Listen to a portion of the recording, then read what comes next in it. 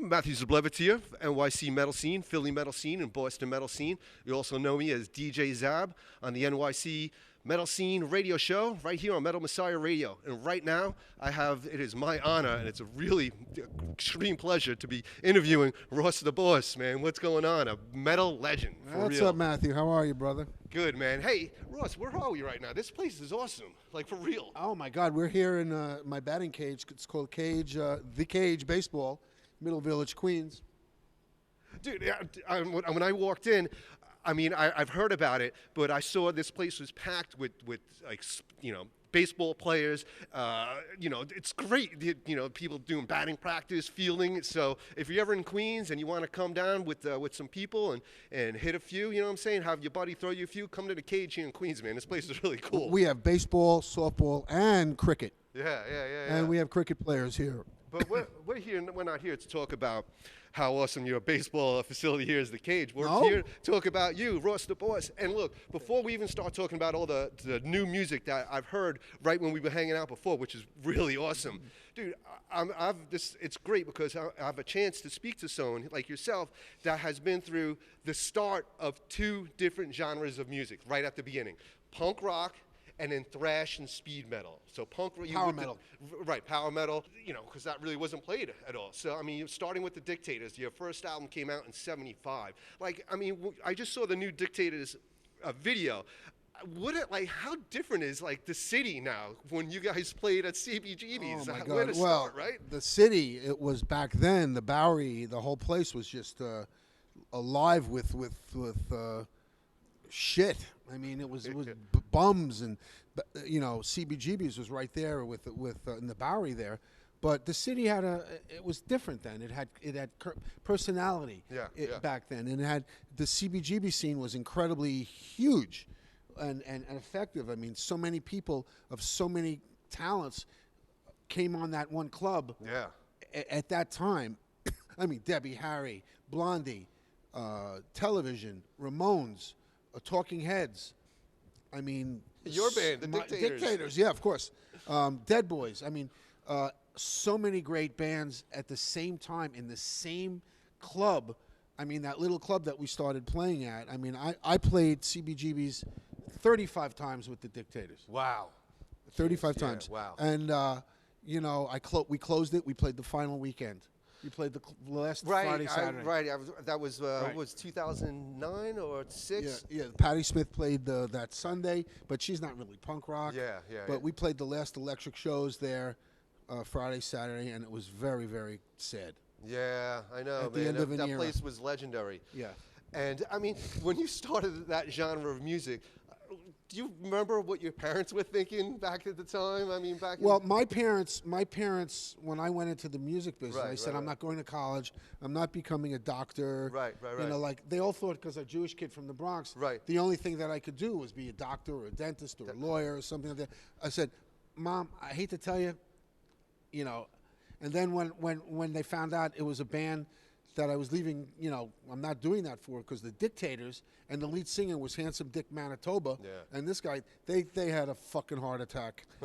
They did. Yeah, they had a heart attack, and they did not support me, even though I was signed to CBS Records when I was 19, and we were signed. That's amazing. Yeah, there was only three bands that Especially had. with that genre of music at the time. Well, there wasn't. It wasn't known what it was. Exactly. No one knew what it was. It was a year before the Ramones. Absolutely, yes. So there were 3 bands signed to record contracts back then in '74.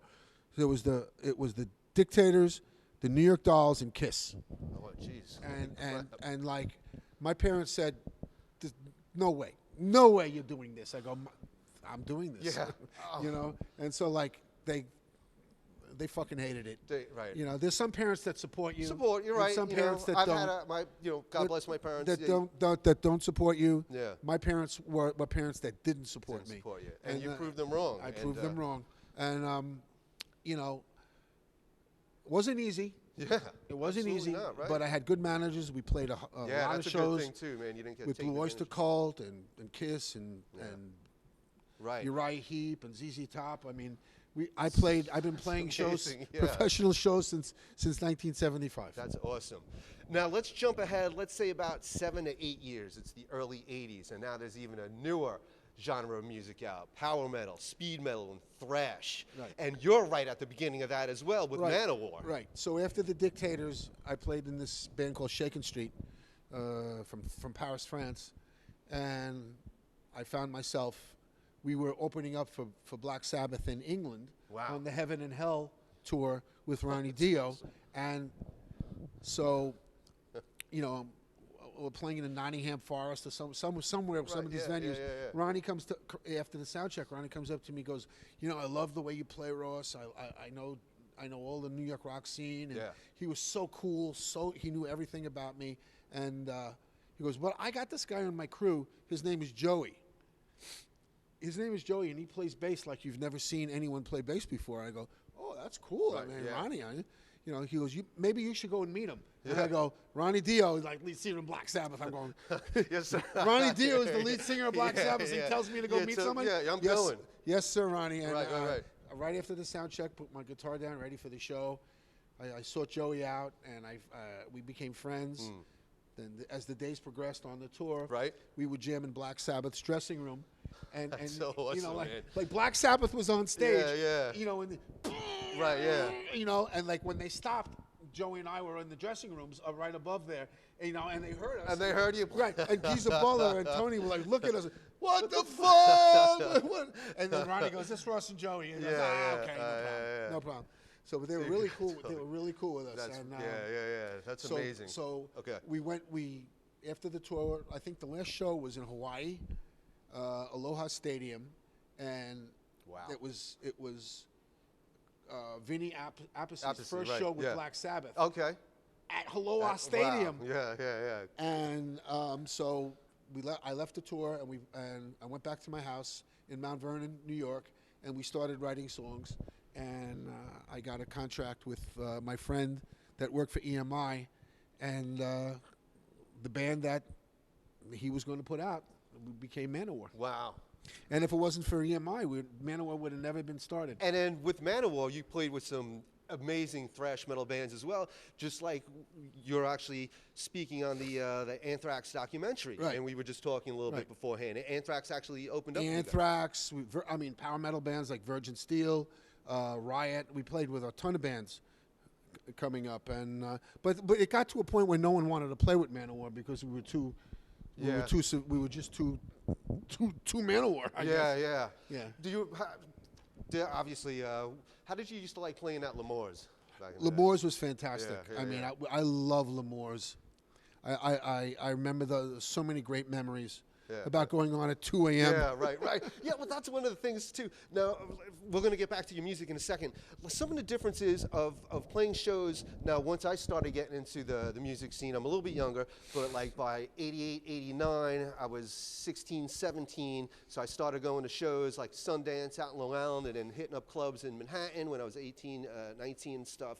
And back then, while the music, especially I'm into death metal, but the music was so compartmentalized, like meaning it was only one genre of music for each show, and there was always like a lot of fights, you know what I'm saying? Sometimes there would be like dumb skinhead shows. Yeah, I know with you being in the Dictators, you probably put up with some of that crap in the late 70s, early 80s. But now it seems like the scene is like there's much more love between the audience.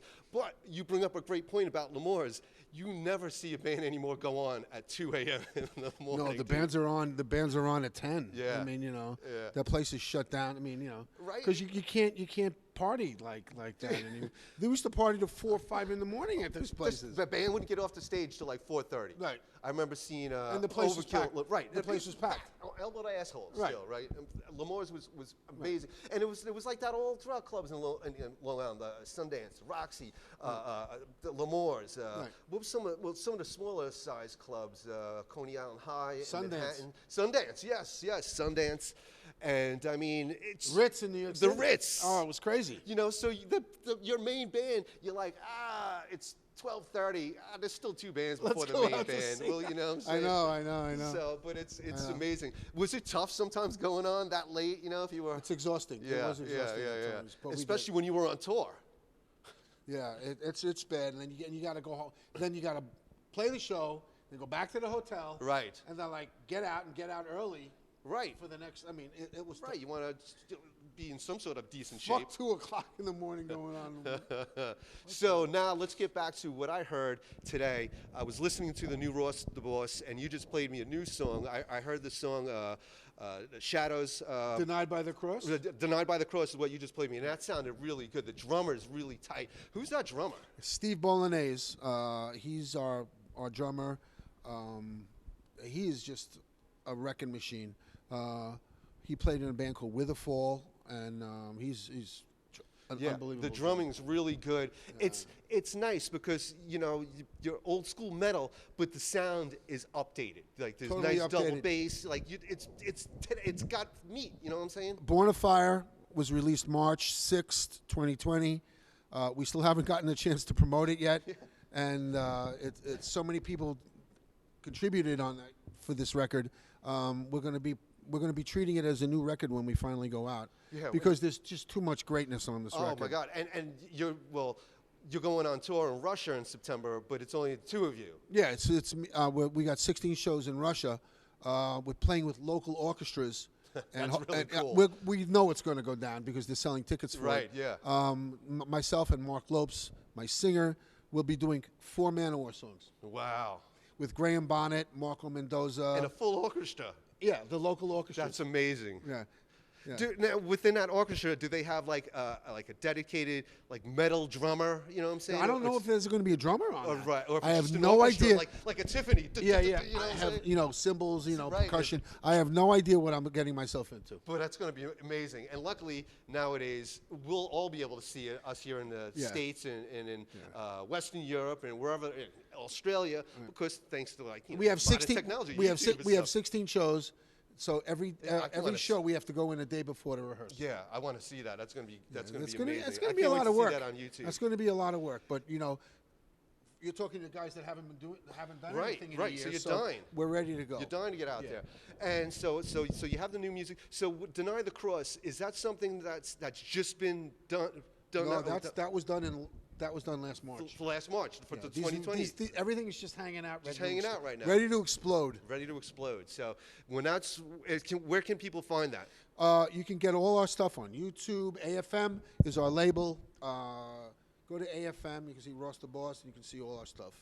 And contact us or Ross the Boss Facebook, Ross the Boss Band Facebook, Instagram, Twitter, the whole thing. And one last thing to circle it all around and wrap it up with a nice bow. You also played me some new Dictators music, which I was really impressed. I mean, I could see how bands, the quote-unquote punk bands of the 90s, like the Offspring or some of those other genre of bands, were totally biting off your sound. And this new song is really, the sound is updated as well. Goddamn New York. Right, yeah. It's on YouTube. It's a great video, too. It was released like a month ago. Goddamn New York. It's got a lyric video. It's got a great video and great words of truth, how New York is destroyed. And we're hoping it comes back one day. You never know, but you got to check out Goddamn New York. And we have a new song. It's going to debut on Little Steven's Underground Garage April 12th. And it's going to get a lot of promotion because we just hired the best publicist in the world, Chipster. And yeah, that's great. And that's amazing. And right when we're done with this interview, I'm going to play the new Ross the Boss, Deny the Cross, on the radio shows. Denied by the Cross. We have Made in the Shadows out. We have Born of Fire out. And we're going to release another video off that record. Right. Glory to the Slain, March this week. Oh, sweet. So be March on the lookout for that, man. Yeah. So, hey, right now we're going to play Deny the Cross, another new, it's a new song because they haven't had a chance to promote it yet. Out March, it was in March 2020. It sounds great. We're going to listen to it right now. Hey, thank you all for listening. I'm DJ Zav for the NYC Metal Scene show on Metal Messiah Radio. This is Ross the Boss, a metal legend. Thank you so much, man, for hanging out. All right, keep it locked. Yeah!